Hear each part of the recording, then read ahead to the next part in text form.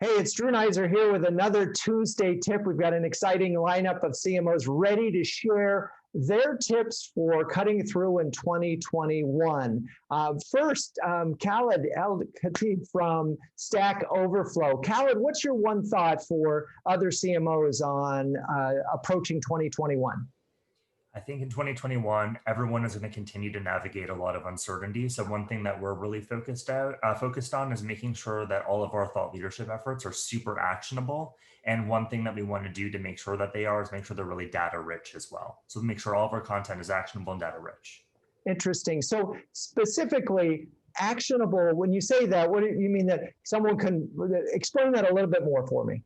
Sure. So my company, for example, was 40% remote before March of 2020. And so a lot of our content throughout that quarter was how to manage and scale a remote team. And when it was technical in nature, it was things like how to make sure your VPN is built for scale.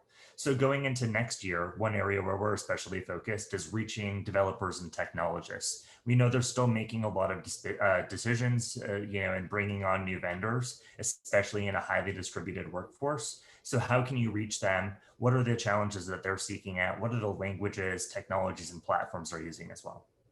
Awesome. Okay, I got it. All right. So we're really talking about creating better, more informed, more useful content in 2021. Okay, next up, Isabelle from Mediafly. Isabelle, what's your 2021 tip?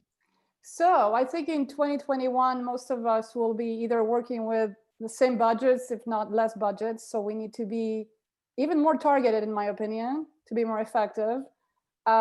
So I look at the ideal customer profile, and I look forward to keep refining that further and further. And that would be my tip to the other CMOs there, is ask yourself the question, are you trying to be too many things to too many people? And should you be targeting a much more narrow target audience for the sake of actually getting to more quality?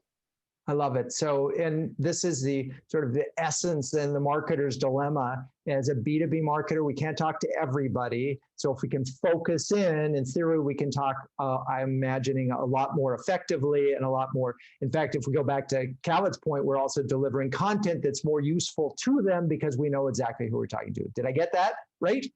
Exactly. And I think you can never be too targeted. Never be too targeted. All right, next up. Grant Johnson of Emburse. Grant, what's your tip for 2021? I've got a non-tech tip. Our mission is to humanize work. So I'm going to reach out to more of our customers and find out, given how challenging COVID has become to how we operate, how can we help them humanize work, eliminate the manual, time-consuming challenges that get in the way of them serving their customers. I love that tip, and it's such a great reminder because we can never go wrong talking to our customers. You can't. And I think this year, probably more than any, the relationships that I have with our customers at Renegade have changed. We've just gotten to know each other so much more. There's so much empathy going back and forth. I know their kids, they know my dog. I mean, it's really sort of different. So it feels like it's really transformational in terms of the relationship that you can have with your customers. Is that accurate, Grant? You captured it perfectly. All right, let's move on. Rich Smith of Jornaya. Rich, what's your tip for 2021? Yeah, I mean, my tip for 2021, this is kind of a tried and true one, but continue to and invest more in sales enablement than you think you need to.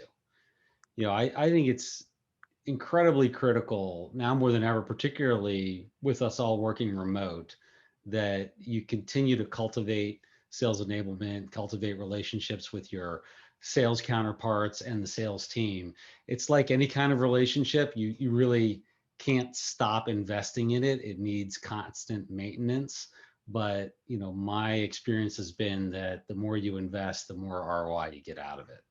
So let me just make sure I understand. So when we're talking about marketing, investing, and sales enablement, are we talking about creating more tools for them in order to sell, or more tools for the customer, or just building better bridges and communicating more effectively with your sales counterpart? I think it's a bit of both. I mean, it's mostly creating better tools for them, helping to refine their tools, being involved in, in our case, my head of product marketing regularly attends sales calls and listens in on sales meetings and helps to critique the sales team and also listen to what the clients and prospects are saying so that they can develop better materials. I mean, it's being engaged, creating that feedback loop, and continuing to provide, better sales tools and keep them in front of the sales team.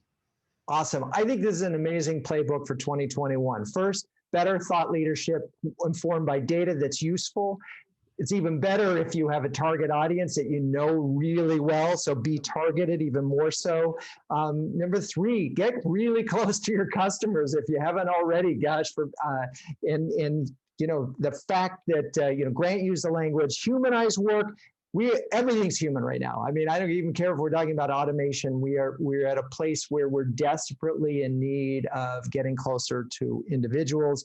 And then finally, speaking of getting closer to individuals, get really close to your sales team. If Brent Adamson were here of Gartner, he would say, there is no marketing, there is no sales anymore. You're all just one unit going to market. All right, that's your Tuesday tip.